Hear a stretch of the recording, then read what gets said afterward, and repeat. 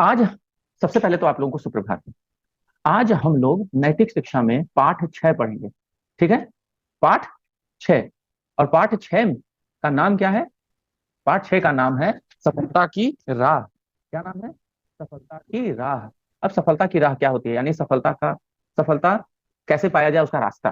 समझ में? तो सफलता की राह अत्यधिक महत्वपूर्ण है। इस समाज में, इस संसार में हर व्यक्ति सफल होना चाहता है। कौन नहीं चाहता है कि उसको अच्छी नौकरी लग जाए? कौन नहीं चाहता कि उसको अच्छे पैसे मिले? कौन नहीं चाहता वो अपने परिवार को खुश रहे, खुद खुश रहे, उसका आसपास का माहौल खुशनुमा बना रहे? ठीक है ना? तो ये सब कैसे होता है? तो इसके लिए हमें क्या करना होगा, आज हम यही जानेंगे। ठीक है ना? तो चलिए हम सीधे इस पाठ पर आते हैं और क्या लिखा है उसको पढ़ते हैं। ठीक है, लिखा हुआ है, अनमोल और अनुपम अपनी माँ के साथ हिमाचल के एक छोटे से गांव में रहते हैं। हिमाचल प्रदेश आपने नाम सुना होगा, ठीक है ना? उत्तराखंड के पास है। तो अनमोल, हाँ, कौन कह रहा है? हाँ हाँ ठीक है, good morning all of you. तो अनमोल और अनुपम अपनी माँ के साथ हिमाचल के एक छोटे से गांव में रहते हैं। वे 8 साल के हैं और चौथी कक्षा में पढ़ते हैं। अनमोल और अनुपम जुड़वा भाई हैं, यानी दोनों एक जैसे दिखने में हैं। जुड़वा मतलब एक जैसे दिखने में होते हैं, एकदम सेम टू सेम। अनमोल जहां बचपन से ही बहुत मेहनती है, वहीं अनुपम आलसी और कमजोर है, कामचोर है। अब आप सोचिए, जुड़वा होते हुए भी ऐसा हो सकता है क्या? बिल्कुल हो सकता है। उसका मन किसी काम में नहीं लगता। वह बहुत जल्दी उकताकर मतलब कोई भी चीज में उब जाता है, उकताकर काम को अधूरा छोड़ देता है। वहीं अनमोल जब तक किसी काम को खत्म नहीं कर लेता, वह कुछ और नहीं करता। अब जैसे मान लीजिए आप होमवर्क करने बैठते हैं, तो जब तक कंप्लीट नहीं होता करते रहते हैं। लेकिन ये अनमोल क्या करता है? अनमोल जहां बचपन से ही बहुत मेहनती है, वहीं अनुपम जो है वो क्या करता है? कोई भी काम अधूरा छोड़ देता है। तो क्या ये सही है? बिल्कुल सही नहीं है। ठीक है, तो यहां तक कि कुछ खाता पीता भी नहीं है। अब ऐसा आप सोच रहे होंगे कि क्या खाने पीने में क्या ऐसे छोड़ के उठ जाता होगा? हाँ, वो खाता पीता भी ठीक से नहीं है। ठीक है ना? खाने पीने में भी उसका वही नाटक है। एक दिन वे Manjhi the mountain man film देख रहे थे। आपने भी देखा है मांझी द माउंटेन मैन? कितने लोगों ने देखा है मुझे बताइए, चैट बॉक्स में बताइए कितने लोगों ने Manjhi the mountain man movie देखा है। क्या बात है, मन्नत। अच्छा, और मन्नत आयुष, बस आप लोगों ने ये मूवी नहीं देखी? 4 लोग ही हाथ उठा रहे हैं, हे भगवान। जरूर देखिए, यूट्यूब पे ऑनलाइन वो मिल रहा है। आज आपको यही होमवर्क में दे देता हूँ, ठीक है ना? आज आप Manjhi the mountain man movie देखिएगा। अपने मम्मी पापा को बोल दीजिएगा कि मैंने कहा है, और वो भी आपके साथ बैठ कर देखेंगे। आप बहुत इंजॉय करिएगा। ठीक है? और खास करके हम बिहार में रहते हैं और मांझी द माउंटेन मैन के बारे में न जाने, ये बहुत अच्छी बात नहीं है। ठीक है ना? वेरी गुड, आदित्य राज ने देखा है, तो जितने लोगों ने देखा है वो फिर से देख लें।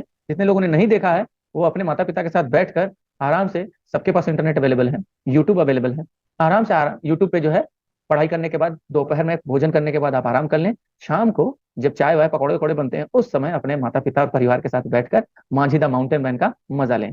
ठीक है ना? यस, वो मूवी है। ठीक है ना? तो चलिए अब आगे देखते हैं। तो आज ये आपका होमवर्क है। ठीक, आज आप लोग मूवी देखेंगे। बोल दीजिएगा मैंने कहा है। अनुपम फिल्म देखकर बोला, ऐसा कैसे संभव है? एक व्यक्ति अकेला पहाड़ काटकर रास्ता कैसे बना सकता है? कितने लोग उस जगह पे गए हैं? अच्छा, रेयांश कह रहे हैं मैं गया हूँ। अच्छा, बताइए तो उस जगह का नाम क्या है जहां पर उन्होंने पहाड़ को काट कर रास्ता बनाया था? जगह का नाम बताइए, देखिए कितने लोगों को पता है। बताइए कितने लोगों को मालूम है? राजगीर में, हाँ राजगीर में तो है, बट राजगीर में वो कौन सी जगह है? वो गांव का नाम बताइए, देखिए कितने लोगों को मालूम है। हाथ उठा रहे हैं? नहीं नहीं, आप लिख कर भेजिए ना, चैट बॉक्स में लिखिए। मैं चैट बॉक्स आप लोगों का देख रहा हूँ, पढ़ रहा हूँ। ठीक है? बताइए। सर हमको नहीं पता। अच्छा कोई बात नहीं, आपको नहीं पता, जिनको पता है वो बता दें। वो एक घाटी है, कोलेश्वरी पहाड़। तपोवन, नहीं नहीं नहीं, नहीं सृष्टि। आप मुझे बताइए वो घाटी का नाम क्या है, उस गांव का नाम क्या है? हाँ वो घाटी तो है, बट कौन सा घाटी है? कौन बताएगा मुझे? पहली बार सुन रहे हैं? अगर आप पहली बार सुन रहे हैं तो आपको शर्म आनी चाहिए। आपको पहले से जानना चाहिए, जानकारी होनी चाहिए आपको। ठीक है ना? आप अपने माता पिता के साथ वहां जाकर घूमिए, अभी नहीं, ठंड के समय में जाइएगा, वहां बहुत मजा आएगा आपको। उस घाटी में घूमिएगा और उधर से होते हुए राजगीर जाइएगा। हाँ दशरथ मांझी, बिल्कुल सही कह रहे हैं। वो तो ठीक है, लेकिन उस घाटी का नाम क्या है और उस गांव का नाम क्या है? चलिए कोई बात नहीं है, तो मैं आपको बता दूं, या आप लोगों में से कोई बताना चाहेगा? किसी को नहीं मालूम है? ये भगवान, आप बिहार में रहते हैं। नहीं नहीं नहीं, नहीं आयुष गलत है। हाँ देखिए, जानवी कुमारी कुछ हद तक सही बोली है, गहलौत नहीं है। टी की जगह आर होगा, गहलौर। कौन सी घाटी है? गहलौर घाटी। गहलौर गांव है। नहीं नहीं, बिकाईपुर नहीं है, गहलौर। तो गहलौर जाइए, वहां आप देखिए, उनकी मूर्ति भी है, ठीक है, लगी हुई। तो ये आपको जानना चाहिए और देखना चाहिए, ठीक है। तो चलिए अब आगे बढ़ते हैं। हाँ, गहलौर घाटी, ये मन्नत अब सही कह रही है, गहलौर, बिल्कुल। आप समझ में आया? आप शायद हो सकता है भूल गए हो। तो दोबारा एक बार जब ठंड में आपको मौका मिले तो आप जरूर घूमें, ठीक है ना। और हाँ, आज आज आपका होमवर्क क्या है मुझे बता दीजिए, मैं आप लोगों को अनम्यूट करता हूँ, ठीक है। आप मुझे बताइए आज आप लोगों का होमवर्क क्या है। आज मैंने जैसे ही पढ़ाना शुरू किया वैसे ही होमवर्क दे दिया। बोलिए आज आपका होमवर्क क्या है। सर मांझी सर आज हम हाँ, आज इसका होमवर्क क्या दिया हमने? मंजिला माउंटेन मैंने हाँ, आज बिल्कुल बिल्कुल। सर मांझी आज आज आपका ये होमवर्क है, सोचिए ऐसा होमवर्क किसी ने दिया है? मैं आपको दे रहा हूँ। आप एंजॉय कीजिएगा आज, ठीक है ना। आज वैसे भी सैटरडे है, आज एंजॉय कीजिए, वीकेंड है, ठीक है ना। और मूवी जरूर देखिएगा, माता पिता के साथ देखिएगा, ज्यादा मजा आएगा। क्योंकि अगर आपको कहीं नहीं समझ में आएगा तो आप उनसे पूछ भी सकते हैं कि ये क्या हुआ था, वो क्या थे, मांझी के साथ मूवी देखा। ठीक है। हाँ, तो आज आपको ये देखना है, ओके। तो चलिए अब हम लोग आगे बढ़ते हैं, वो तो अब देखेंगे ही।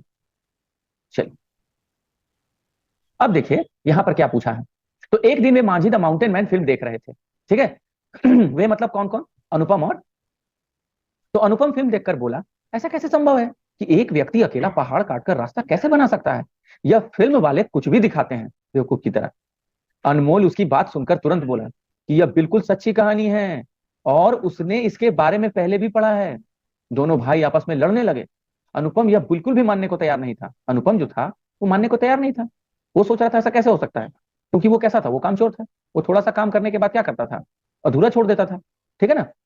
अब आगे देखिए, तो अनमोल उसकी बात सुनकर तुरंत बोला कि यह बिल्कुल सच्ची कहानी है और उसने इसके बारे में पहले भी पढ़ा है। दोनों भाई आपस में लड़ने लगे। अनुपम यह बिल्कुल भी मानने को तैयार नहीं था कि ऐसा भी हो सकता है। अनुपम का मानना था कि सड़क तो दूर, एक अकेला व्यक्ति एक गड्ढा भी नहीं खोद सकता, यह अनुपम का कहना है। दोनों लड़ते लड़ते माँ के पास पहुंचे। अब दोनों लड़ रहे थे, ऐसा कैसे हो सकता है, चलो मम्मी से पूछवा देते हैं। पहुंचा, माँ ने उन्हें बताया कि यह सच्ची कहानी है, पर अनुपम यह बात मानने को बिल्कुल तैयार नहीं हुआ। माँ अनुपम के आलसी स्वभाव से भली भांति परिचित थी, वो जानती कि एकदम एक नंबर का आलसी है। तो वो सोच रहा था कि दुनिया में सब लोग आलसी ही होते हैं, तथा उसके इस स्वभाव के कारण बहुत परेशान भी रहती थी। इस स्वभाव के कारण वो क्या करती थी, बहुत परेशान रहती थी। तभी उनसे मिलने पड़ोस की एक बुजुर्ग महिला आई। देखिए ये बुजुर्ग महिला है ना, अचानक से एक बुजुर्ग महिला आई। वे उनके लिए बांस की कुछ टोकरियां लेकर आई थी, बांस से बना हुआ। आप जानते हैं, देखे होंगे, आजकल तो मिलना कम हो गया है। छठ पूजा में ही देखने को मिलता है सूप और वो दलिया, जिसको हम कहते हैं डाला बनाते हैं ना। तो आजकल तो खैर वैसे भी सूप भी पीतल का हो गया है, तो लोग आज कहाँ देख पाते हैं, ठीक है ना। कचाया नहीं, उसको बांस से पतला पतला काट के, कच्चे बांस से बनता है वो टोकरी, ठीक है ना। खैर, तो वे उनके लिए बांस की कुछ टोकरियां लेकर आई थी। वे बांस से बहुत अच्छी टोकरियां तथा तरह तरह का सामान बनाती थी, ठीक है ना, बांस से। अच्छा, आपके पास है, वेरी गुड। तो वे दोनों बच्चों की बहस सुनकर हंसते हुए बोली कि मनुष्य चाहे तो बांस की टोकरी में भी पानी भर ले। अब आप हंसेंगे, क्योंकि बांस की टोकरी जो होती है उसमें पानी डालिएगा तो पानी ठहरता नहीं है। लेकिन अगर इंसान चाह लेना कि उसमें भी पानी हम ठहरा दें तो वो भी कर सकता है। हाँ, नहीं हो सकता है। अब उसके लिए आपको दिमाग लगाना होगा, मेहनत करनी होगी। आखिर क्या ऐसा करेंगे आप कि उसमें भी पानी ठहर जाए? देयांश कह रहे हैं मैं कर सकता हूँ, ठीक है, वेरी गुड, बहुत अच्छी बात है, वेल डन। यानी आपने सोच लिया कि मैं क्या करूंगा कि उस टोकरी में भी पानी ठहर जाए, और बिल्कुल हो सकता है ऐसा। लेकिन आप पहले सोचिए तो सही। तो सुनकर हंसते हुए बोल रही थी कि ऐसा कैसे हो सकता है। हाँ हाँ, शालिनी कह रही है कचिया। अब पता नहीं ये कचिया क्या है, मुझे नहीं मालूम, ठीक है। बट बांस से बनता है, उसको क्या कहते हैं, बांस से पतला पतला कन्नी ना क्या उसको बोला जाता है। इम्पॉसिबल, हाँ। श्रीहन कह रहे हैं इम्पॉसिबल।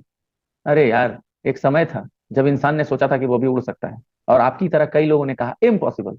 और आज देखिए, कोई भी हवा में उड़ सकता है, चाहे किसी की मदद से। और एक बात बताऊं, मेरे पापा कहते थे कि काश ऐसा होता कि मैं कोई गाना बोलता और बजने लगता, ठीक है। और आज ये ऐसा संभव हुआ कि नहीं? आप जो कुछ कहते हैं, आप जैसे ही बोलते हैं कि राम सिया राम जय जय राम, गाना प्ले करो, प्ले हो जाता है। होता है कि नहीं? तो इस दुनिया में इम्पॉसिबल कुछ भी नहीं है। क्या है पानी, तो क्या लिख रहे हैं आयुष सर? पानी से बिकते बिकते वह फूल जाएगा और पानी भर जाएगा, ऐसा नहीं है। आपको मालूम है, आप लोगों ने कश्मीरी विलो और आप लोगों ने अमेरिकन, नहीं सॉरी, इंग्लैंड का विलो कभी सुना है? ये जानते हैं क्या होता है? और आपको नहीं पता है तो आप जान लीजिए।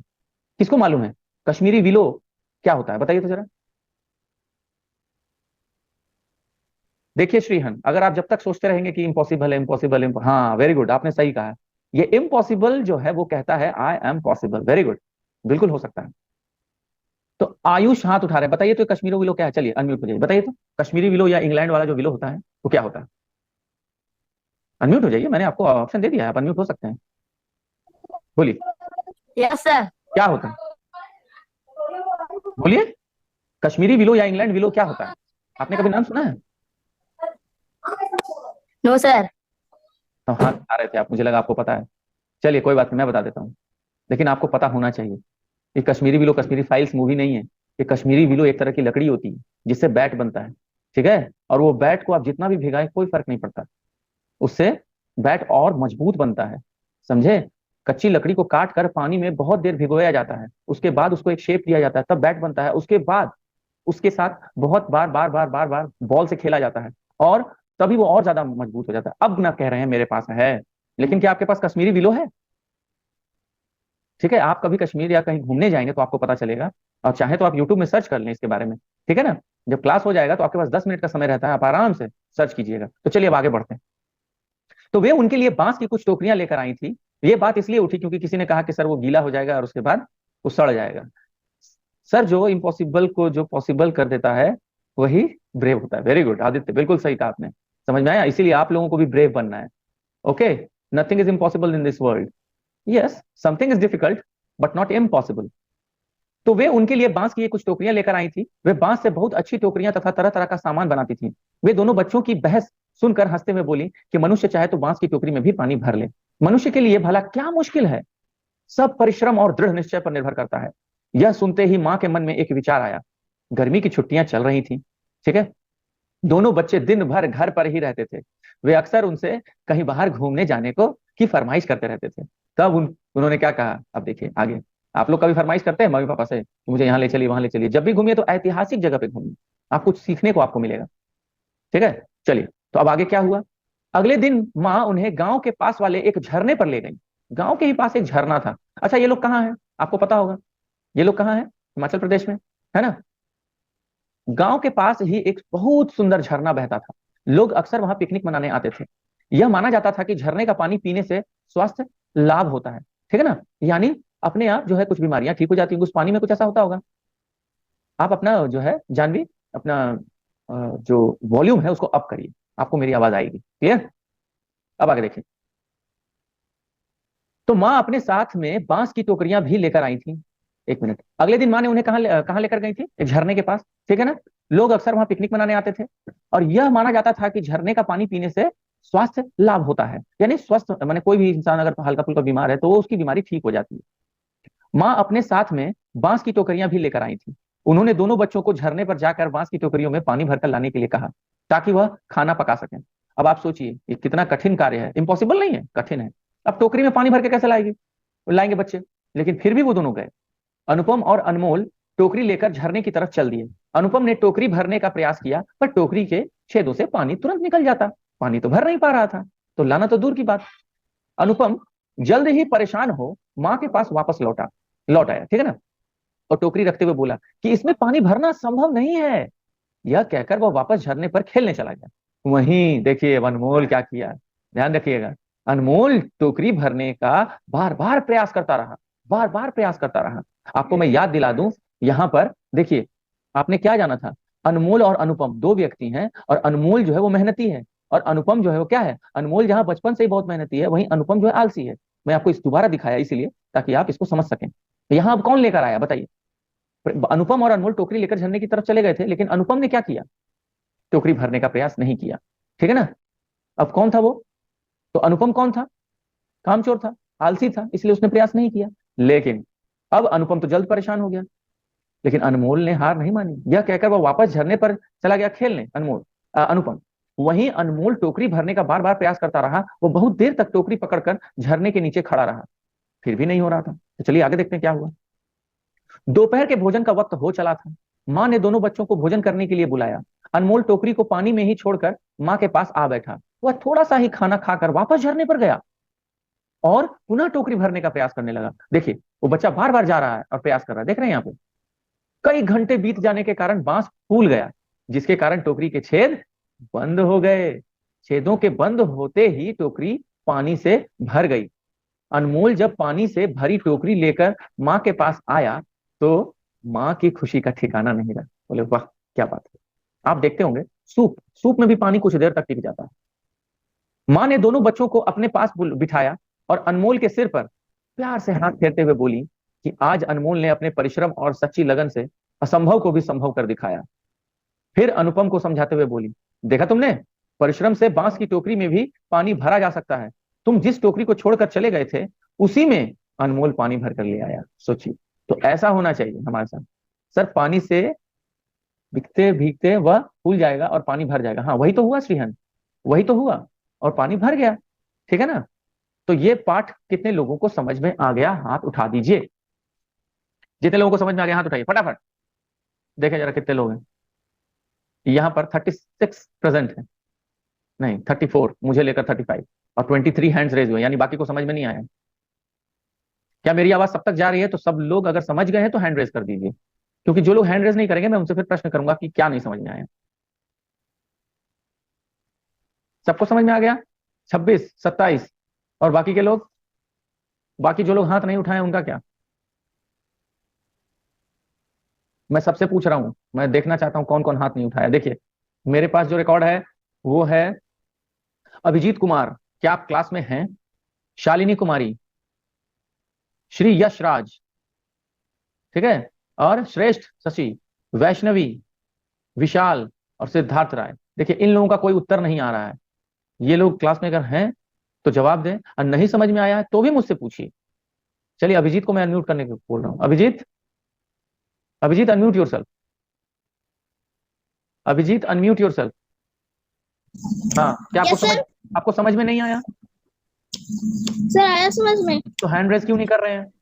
मैं जब पूछ रहा हूं तो उसका जवाब दीजिए। और यहाँ पर शालिनी, केशव, आपको समझ में आया? केशव आप बहुत जल्दी आ गए यार, बोलिए। केशव समझ में आया? अनम्यूट हो जाइए। Yes Suresh sir. समझ में आया तो फिर हाँ हैंड रेज करिए। यहाँ जितने लोग हैं मैं सबसे पूछ रहा हूँ, और जिनको समझ में नहीं आया वो मुझे मैसेज कीजिए क्या नहीं समझ में आया, तो मैं आपको उत्तर दूंगा। क्योंकि पाठ समाप्त हो चुका है, अब हम लोग अगले कार्यक्रम की ओर प्रस्थान करेंगे। और अगला हमारा कार्यक्रम है ये, जानते हो यह कैसे संभव हुआ? क्योंकि अनमोल ने हिम्मत नहीं हारी। आपको पता है ऐसा क्यों हुआ? श्रेष्ठ, अच्छा ठीक है मैं करता हूँ, आपको कुछ कहना है। श्रेष्ठ, रुक जाइए, श्रेष्ठ कहाँ है? श्रेष्ठ को मुझे ढूंढने दीजिए। आप हैंड रेस करिए श्रेष्ठ। हाँ मिल गया, मिल गया, मिल गया। चलिए आप अनम्यूट कर दीजिए। श्रेष्ठ शशि अनम्यूट हो जाइए, बोलिए, बोलिए क्या पूछना है। सर वो टोकरी में पानी भराया कैसे? उसमें तो छेद था। श्रेष्ठ शशि कह रहे पानी में आया कैसे? उसमें जो छेद थे ना वो पानी से फूलता गया लकड़ी, और फूल कर वो छेद बंद हो गए तो पानी आ गया। ठीक है, क्लियर? Yes sir. चलिए अब आगे देखते हैं। ओके, तो यहाँ आप लोग सोच रहे होंगे कि ऐसा कैसे हुआ, उसी का तो उत्तर बता रहा हूं मैं। आप लोगों को बताया जा रहा है, जानते हो यह कैसे संभव हुआ? क्योंकि अनमोल ने हिम्मत नहीं हारी और सच्ची लगन से परिश्रम करता रहा। अगर हम में सच्ची लगन हो और पूरी ईमानदारी से हम परिश्रम करें तो असंभव को भी संभव कर सकते हैं, जैसा आज अनमोल ने कर दिखाया।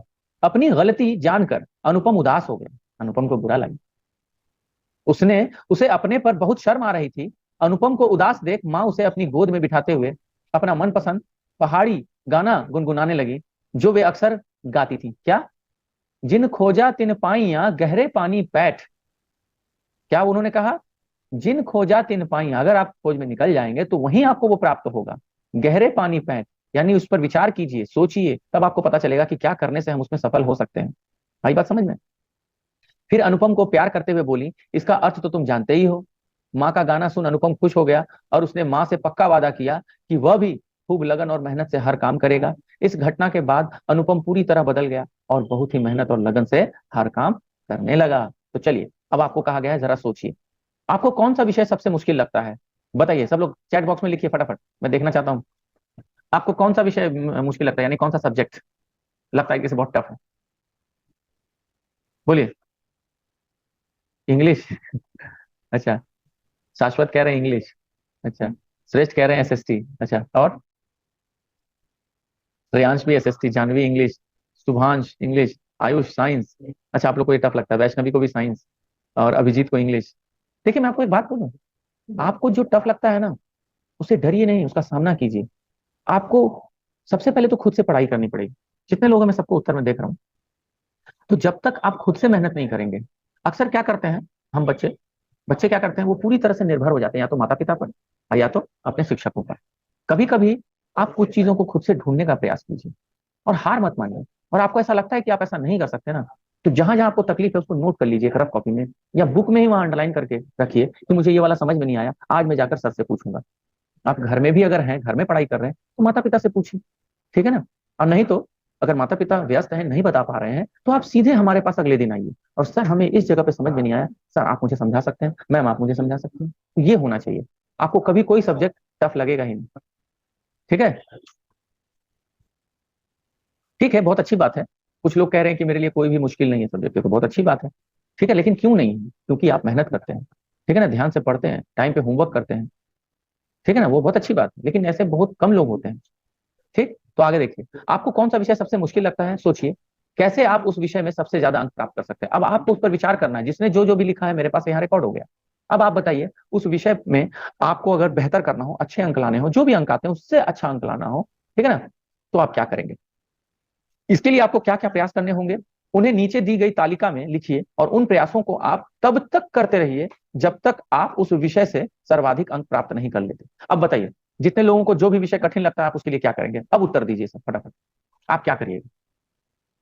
अब आप खुद ही इसका समाधान भी ढूंढेंगे, बोलिए क्या करिएगा, बोलिए। आपको जो भी विषय है, अच्छा स्टडी करेंगे, और क्या करेंगे? अब उत्तर मुझे चाहिए कि आप क्या करेंगे, बताइए। स्टडी करेंगे, अच्छा ठीक है, और क्या करेंगे? मेहनत करेंगे। मेहनत तो सब करते हैं, हार्डवर्क करते हैं, लेकिन कैसे, किस तरह आप उसमें, देखिए मैं मानता हूं कि बच्चे चाहे कम अंक लाएं या ज्यादा अंक, मेहनत सभी करते हैं। हाँ ये हो सकता है कि कुछ ने ज्यादा वक्त दिया मेहनत में, कुछ ने कम दिया, ठीक है ना, अच्छे से पढ़ेंगे। सबसे ज्यादा जरूरी पता है क्या है? सबसे ज्यादा जरूरी क्या है मालूम है? कौन बताएगा? मेहनत, हाँ हारना नहीं चाहिए, वो तो ठीक है, हार्डवर्क नहीं, सबसे ज्यादा जरूरी है अभ्यास, प्रैक्टिस। अभ्यास जो है इंसान को बेहतर बनाता है। आपको अगर वो सब्जेक्ट नहीं आ रहा है तो आप उसको एग्जैक्टली अब सही कह रहे हैं, केशव कह रहे हैं प्रैक्टिस। आपने सुना होगा practice makes a man perfect, सुना है? कितने लोगों ने सुना है practice makes a man perfect? कितने लोगों ने सुना है? अच्छा आपने सुना है, मगर मैं नहीं मानता। मैं मानता हूं practice takes a man towards perfection. Okay, practice जो है इंसान को परफेक्शन की ओर ले जाता है। तो आपको ऑलवेज क्या करना है, you have to practise everything, चाहे वो कुछ भी हो, घर का छोटा मोटा काम ही क्यों ना हो। आप मम्मी से पूछिएगा क्या एक दिन में वो रोटी गोल बनाना सीख गई थी, या एक दिन में चावल बनाना सीख गई थी? कभी गीला हो जाता है, कभी क्या हुआ, मम्मी से पूछिएगा। कभी सब्जी जल जाती होगी जब वो पहली पहली बार सीख रही थी, या पापा से पूछिएगा, वो बड़े शौक से कभी कभी खाना बनाते हैं, उनसे पूछिए। कभी कभी हम लोग भी बनाते हैं तो धीरे धीरे समझ में आता है, अच्छा ऐसे नहीं वैसे। तो practice takes a man towards perfection, वो और ज्यादा परफेक्ट होता चला जाएगा। क्लियर? तो चलिए ये आप अपना बनाइएगा तालिका। अब हम लोग अगले अगले पृष्ठ की ओर चलते हैं, ठीक है ना। हाँ तो आपको प्रैक्टिस करते रहना होगा जो भी चीज में बेहतर। अब ऐसा नहीं कि जिसमें आप बेहतर है उसमें और बेहतर नहीं हो सकते हैं, बिल्कुल हो सकते हैं, उसमें भी आपको करना होगा। तो नीचे दी गई कहानी को ध्यानपूर्वक पढ़िए और कहानी को दोबारा लिखिए। कहानी दोबारा लिखते समय सहायक बिंदुओं का उपयोग करना न भूलिए। वामिका की सहेली ने कथक नृत्य सीखना शुरू किया है। वामिका एक व्यक्ति है, लड़की है, जिसकी सहेली ने कथक नृत्य, कथक एक प्रकार का नृत्य होता है, उसने सीखना शुरू किया। तो वामिका ने अपनी माँ से जिद करके उसको भी नृत्य की कक्षा में भेजने के लिए कहा। माँ वामिका को,